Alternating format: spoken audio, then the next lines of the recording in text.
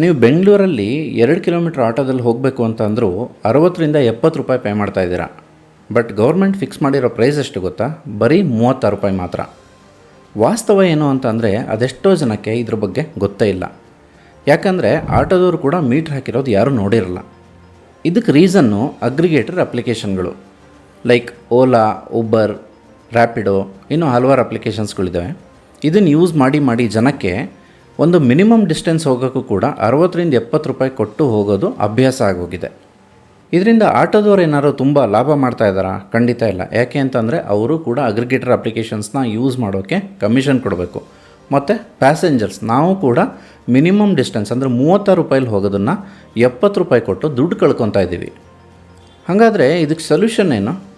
ಆಟೋದವರಿಗೆ metre ಹಾಕಿ ಗಾಡಿ ಓಡಿಸಪ್ಪ ಅಂತ ಹೇಳೋದು. ಅದು ಹೈಲಿ ಇಂಪಾಸಿಬಲ್. ಯಾಕೆ ಅಂದರೆ 99% ಯಾರೂ ಒಪ್ಪಲ್ಲ.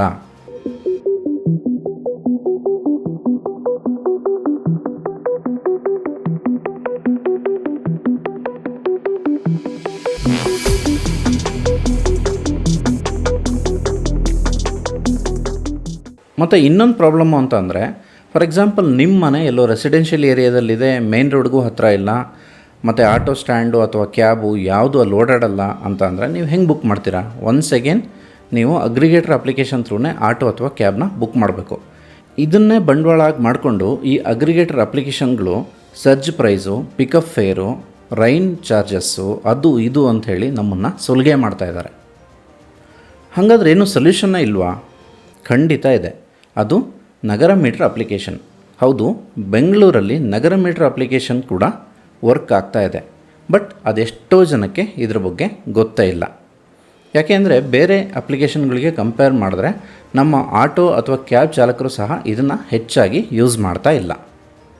ನಗರ ಮೀಟರ್ ಅಪ್ಲಿಕೇಶನ್ ಜೂನ್ 2024ರಲ್ಲಿ 2 ಪ್ರಮುಖ ಭರವಸೆಯೊಂದಿಗೆ ಲಾಂಚ್ ಆಗಿದೆ. ಫಸ್ಟ್ ಭರವಸೆ ಅಂತಂದರೆ ಮೀಟರ್ ಫೇರ್.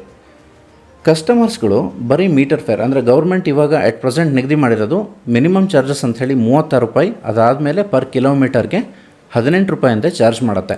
ಅದು ಎಷ್ಟು ಗೌರ್ಮೆಂಟ್ ಫಿಕ್ಸ್ ಮಾಡಿದೆಯೋ ಅಷ್ಟೇ ನಾವು ಕೂಡ ಕಸ್ಟಮರ್ಸ್ಗೆ ಚಾರ್ಜ್ ಮಾಡ್ತೀವಿ ಅಂತ ಈ ಸಂಸ್ಥೆ ಹೇಳ್ಕೊಂಡಿದೆ. ಅದರ ಪ್ರಕಾರ ಚಾರ್ಜ್ ಮಾಡ್ತಾ ಇದ್ದಾರೆ. ಎರಡನೇ ಭರವಸೆ ಅಂತ ಅಂದರೆ no commission for the drivers. ಹೌದು, ಈ ಅಪ್ಲಿಕೇಶನ್ ಯೂಸ್ ಮಾಡೋಕ್ಕೆ ಡ್ರೈವರ್ಸ್ಗಳು ಯಾವುದೇ ಕಮಿಷನ್ ಕೊಡೋ ಅಗತ್ಯ ಇಲ್ಲ.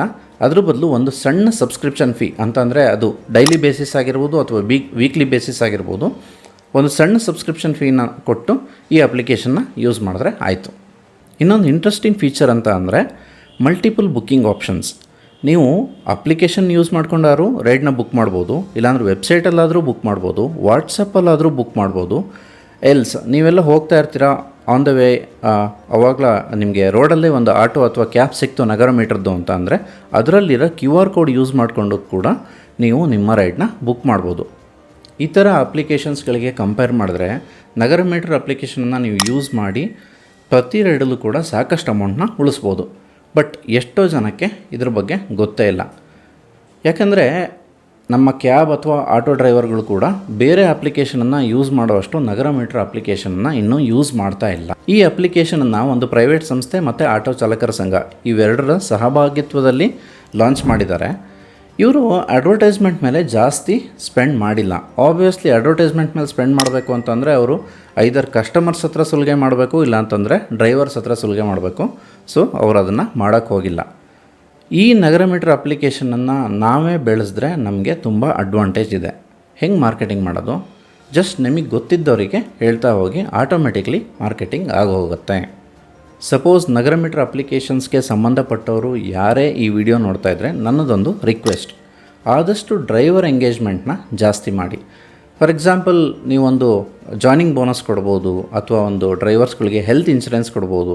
ಈ ಥರ ಏನಾದರೂ ಮಾಡಿ ಡ್ರೈವರ್ ಎಂಗೇಜ್ಮೆಂಟ್ನ ಜಾಸ್ತಿ ಮಾಡಿದ್ರೆ ಆಬ್ವಿಯಸ್ಲಿ ಕಸ್ಟಮರ್ ಬೇಸ್ ಕೂಡ ಜಾಸ್ತಿ ಆಗುತ್ತೆ. ನೀವು ಇಷ್ಟರೊಳಗೆ ಮಾಡಿರ್ಬೋದು, ನನಗೆ ಗೊತ್ತಿಲ್ಲ. ಸಪೋಸ್ ಮಾಡಿಲ್ಲ ಅಂತಂದರೆ ನಂದೊಂದು ಸಜೆಷನ್, ನೀವೇನಾದರೂ ನಗರ ಮೀಟ್ರ್ ಅಪ್ಲಿಕೇಶನನ್ನು ಯೂಸ್ ಮಾಡಿದರೆ ನಿಮ್ಮ ಎಕ್ಸ್ಪೀರಿಯನ್ಸ್ನ ನನಗೆ ಈ ಕಮೆಂಟ್ ಬಾಕ್ಸ್ನಲ್ಲಿ ತಿಳಿಸಿ. ನಗರ ಮೀಟ್ರ್ ಅಪ್ಲಿಕೇಶನನ್ನು ಬೇರೆ ಅಪ್ಲಿಕೇಶನ್ಸ್ಗಳ ಜೊತೆ ಕಂಪೇರ್ ಮಾಡಿ ಒಂದು ಡೀಟೇಲ್ ವೀಡಿಯೋನ ಹಾಕ್ತೀನಿ. ಅದರ ಜೊತೆಗೆ ನಗರ ಮೀಟ್ರ್ ಅಪ್ಲಿಕೇಶನ್ ಸಂಸ್ಥೆಗೆ ಸಂಬಂಧಪಟ್ಟವ್ರ ಜೊತೆ ಒಂದು ಸಣ್ಣ ಡಿಸ್ಕಷನ್ ಮಾಡಿ ನಿಮ್ಮ ಮುಂದೆ ಆ ವಿಡಿಯೋನೂ ಕೂಡ ತರೋಕ್ಕೆ ನಾನು ಪ್ರಯತ್ನ ಪಡ್ತೀನಿ. ಅಲ್ಲಿವರೆಗೂ ನಮಸ್ಕಾರ.